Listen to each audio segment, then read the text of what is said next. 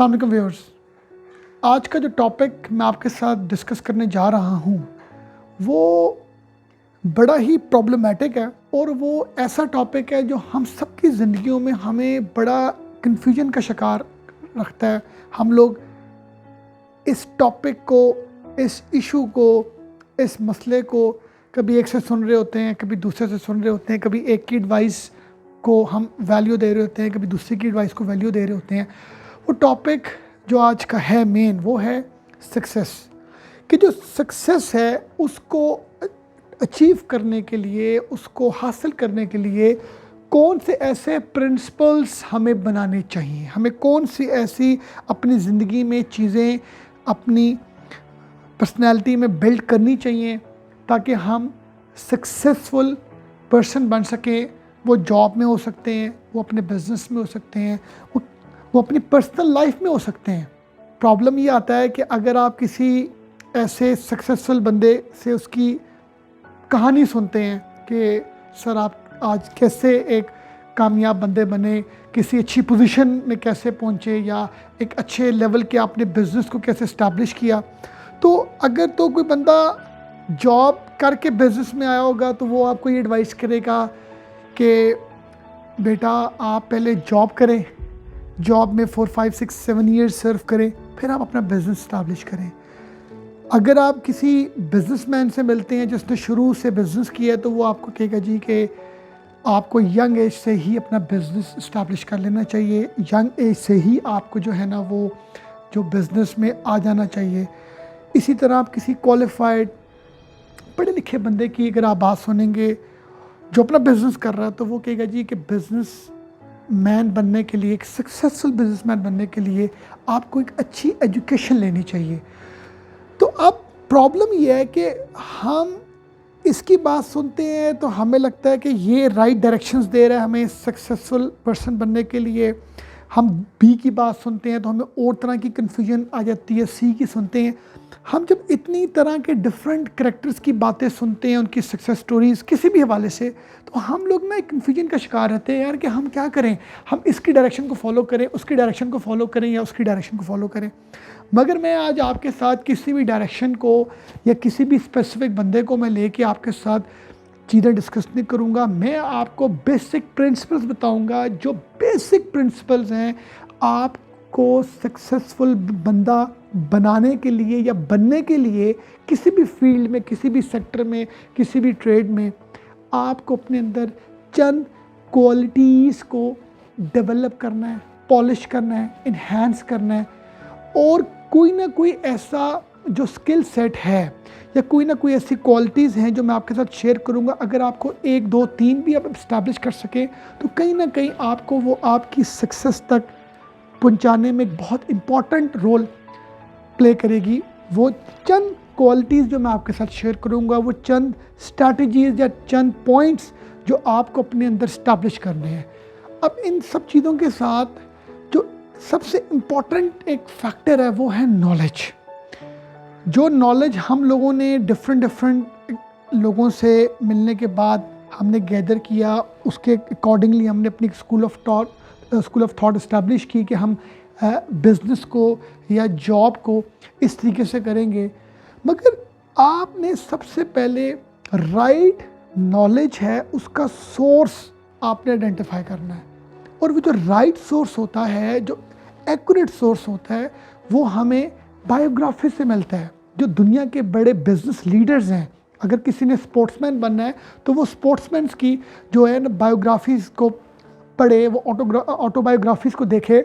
इसी तरह किसी ने अगर पॉलिटिशियन बनना है, किसी ने अगर डॉक्टर बनना है, किसी ने कोई इंजीनियर बनना है, किसी ने कोई बिजनेसमैन बनना है, किसी ने एक्टर बनना है, तो इन जो टॉप लीडर्स हैं, जो ग्लोबली बड़ी बड़ी पर्सनैलिटीज़ हैं, जिन्होंने स्पेसिफिक अपने अपने एरियाज़ में दुनिया में बड़ा नाम कमाया है, आपको चाहिए कि आप अपना रोल मॉडल उनको बनाएं। अब रोल मॉडल बनाने के लिए उनके बारे में पता होना is not a big achievement. उनको पढ़ें, उन लोगों की बुक्स को पढ़ें, उन लोगों की बायोग्राफीज़, ऑटोबायोग्राफीज़ को देखें। उनसे आपको जो है राइट, परफेक्ट, एक्यूरेट नॉलेज मिलेगी, इंफॉर्मेशन मिलेगी, गाइडेंस मिलेगी, सोर्स आपको मिलेगा।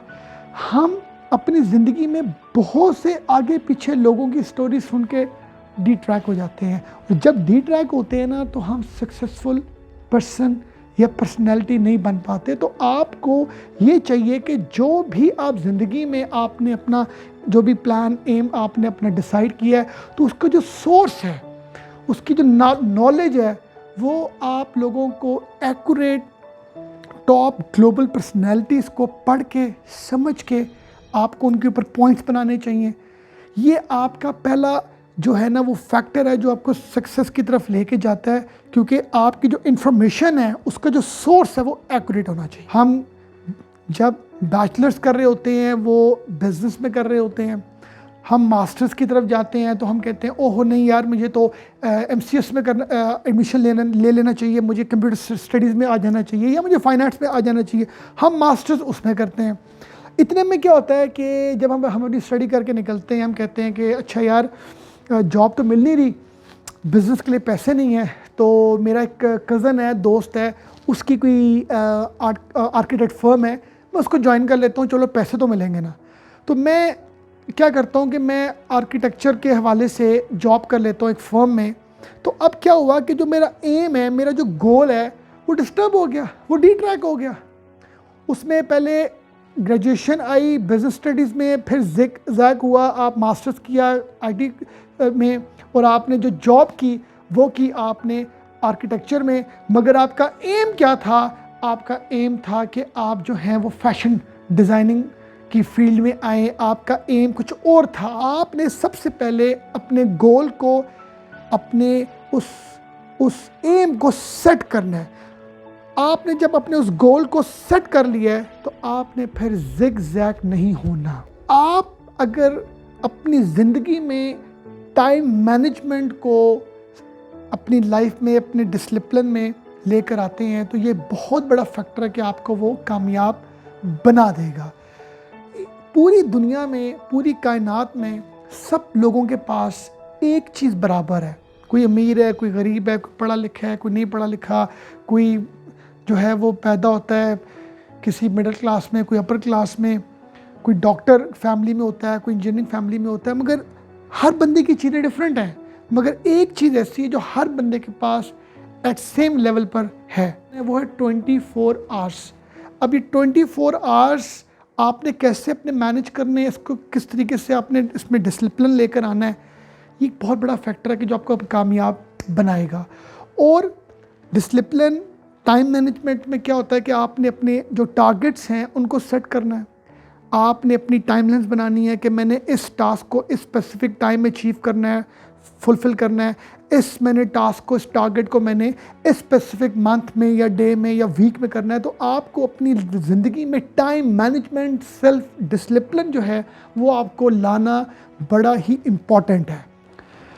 नेक्स्ट फैक्टर है डिपेंडेंसी।